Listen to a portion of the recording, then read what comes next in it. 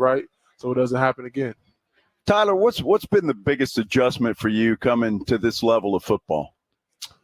Schematically, I'd probably say it's a lot more in depth in college. It's just smash mouth football, but here it's very detailed. It's just a lot of study, a lot of book and film. Yeah, it's good. I feel like everybody needs it. This game is so competitive at this level that like you really have to understand football to be able to play.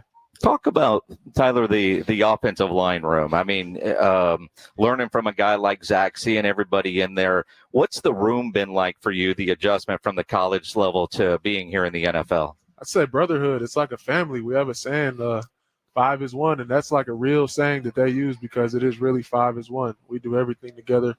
We push each other, and we're trying to be the best possible unit in the whole entire NFL. You know, when you look at the Cowboys' history, they've done very well at drafting offensive linemen. Obviously, they're very high on you from where they drafted you. Cooper Beebe's another guy that comes in. You guys could be, we don't know yet, but could be in the starting lineup day one. You excited about a challenge like that to be able to start as a rookie? Most definitely. I'm ready for whatever opportunity presents itself. You got the training camp weekend as a rookie. What's the biggest adjustment been like for you? What do you mean training camp weekend? Just when you were in college, you go through camp and you do stuff. Training camp, you come out to California, did you fly with the team or did you come early? Just adjusting to being out here in California in an NFL training camp. I'd say before, honestly, is getting your routine down and also getting your sleep schedule right because you got to go to sleep early down here and we're 2 hours behind in Texas. So, I mean, going to sleep a little earlier is something I started off with, and then also taking care of my body, doing the little things right, like on and off the field so I can maintain a high level of play. So what do you do when you leave practice? I know you guys have meetings and such, but when you're finally back in your room, what does Tyler Guyton do? It's recommended that you relax, but I like to jump in the cold tub and hop on my film. I can't just not watch what I did from the day. Into it completely from the time you wake up till the time you go to bed. Gotta be obsessed. Yeah, awesome. Think about it before you go to bed too. You didn't bring like a game system? Nothing? Nope. Nothing. What'd you do yesterday on the day off? Hung out with some of the old linemen. I think walked around the beach a little bit, got back, studied some plays. That's it. Nothing fun. Nothing crazy. Oh no. As a rookie, are they making you do anything extra? Yeah. Like? The usual stuff, buying things and carrying helmets and shoulder pads and all that good stuff, but it ain't been too bad. It hasn't been too bad. Now, for breakfast or lunch, now I don't know how it is here in Oxnard, but I know there's a breakfast sandwich place in Dallas that I guess everybody has to go to. Have you made that trip yet? No, I haven't. I think that starts when the season starts. Are you getting orders yet and realizing how much that's going to cost you? No, I'm not getting any orders yet. I'm not looking forward to that, but I feel like I'm going to have to deal with it regardless. Are you going to do it or hire like Uber Eats to help you out? I might hire Cooper Beebe and just give him the money for it. Somebody. So when you talk about Cooper Beebe and some of the other, do you and Cooper talk a lot and because you are both rookies? Oh, yeah, me, Cooper, and Nate Thomas. Okay. We all came in together, so we're like this, we lean on each other for support, and I think they're incredibly talented players, and they love and know football, and especially, a guy like Coop. I really kind of grew up in college watching Coop. I wasn't a starter. I wasn't playing for the first 3 years of my career, and I was watching Cooper Beebe all the time. Yeah. I think he's an extraordinary player, and he's super duper smart. When you look at that, what was it about him, of all the offensive linemen that you could watch, that's who you were watching, and now you guys are teammates together at the same time? That's probably pretty unusual. Yeah, I mean, it's the thing, like, he's not the biggest or the fastest, but he's so precise and such a nasty player. Like, if you watch his college film, the angles that he takes on his pulls and the things that they were having him do, he does it to a T. He does it perfect. Well, that brings up an interesting point. You mentioned that college football was more smash mouth, where you just go out and play. The NFL is just so much more technical, isn't it? Yep. I mean, the angles and everything and all of that stuff, is that what you guys are being taught? Yeah, for sure. Every day. If you just run at one of the best defensive players in the world, they're going to swim you right onto your face, and you're not going to make the block. It's all about technique and fundamentals right now. It's incredible. Tyler Guyton joining us here live on the Blitz at Cowboys Training Camp in Oxnard, California. First day of pads. Obviously, your shoulder pads and stuff are on. You've got one glove on, and one hand is bare. Is that just walking over here? You didn't get them both off, or you just like having the one glove on all the time? I'm just gonna go with I like having one on. You're just gonna go with that. Yeah. But is that glove? What's special about that glove? It doesn't look like a wide receiver glove, so I don't get a lot of time with offensive linemen. Is that an offensive line glove with the extra wrist there, so you can get in there and? Yeah, this stops you from your wrist going too far back. Everything on these gloves are padded. This part where you're punching is padded, and the material on the fingers is thick, so you're not going to cut your fingers open. So you can hurt somebody with that thing. Yeah, you really could. I mean, it looks like it'd be one of those, like Deadpool just came out. It looked like something you would see one of those guys wearing, right? Sure, yeah.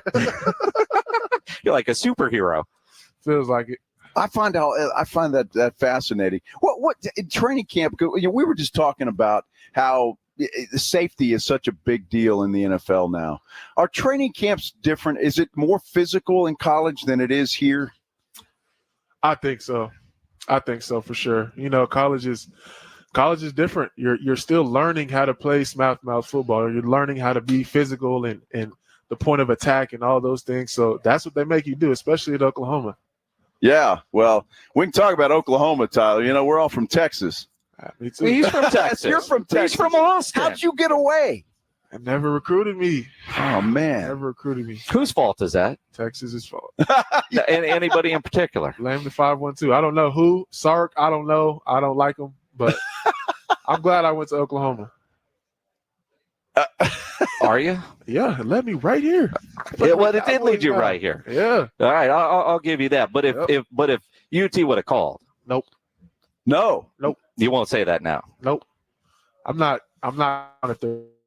I'm not back then. I'm a Sooner. See, I love, what I love, the college rivalry like that. I mean, it's that the hate is real, isn't it? It's real. I hate them. I actually do. I hate Texas. I love it, man. Who don't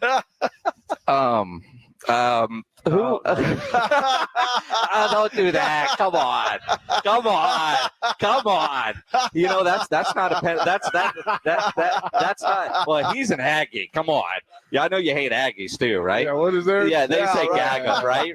So I mean, that's how it goes. As a Longhorn fan, I'm glad that the horns down is not a penalty in the SEC. I always thought that was stupid. I want to see it thrown every play. Every play. So when you make a play for the Cowboys, you're going to do horns down? Nah, not in college no more. All right, just checking, because you see people do that. Even if the Longhorns aren't playing, they'll do horns down. Because everybody hates Texas. So now you have to develop a hate for Philadelphia, for the Giants, and for Washington. I already hate them. You already hate them. I've been a Dallas Cowboys fan my whole life. We hate the Eagles. That's right. Them. Yes. That's it. So we like that. That's remember good. when you got drafted, you were on the phone with us, and you were talking about that. I mean, the idea that the team you grew up rooting for, although you were late to football, but the team you grew up rooting for, now you've got the star on your helmet. That's pretty awesome. Dream come true. I couldn't have asked it to play out a better way. Like, literally, God has me. God is watching over me, and he made it happen. Does it feel more real being here at training camp? Like, I remember the videos of you going into the locker room when you arrived at the facility the day after the draft, and you got your jersey and all that kind of stuff. But does it feel different, real? Yeah, most definitely. I think that because I've been watching training camp here for so long, like I've been taking looks and keeping up with it. So it's like being here is so surreal for me. It's a dream come true. I know that everybody in my family would love to be here. I'm absolutely loving it. And I know everybody else on the team is loving it. Does Dak, pull you offensive linemen together and say, hey, I'm the quarterback, take care of me? That's implied. That's implied. He doesn't have to say anything.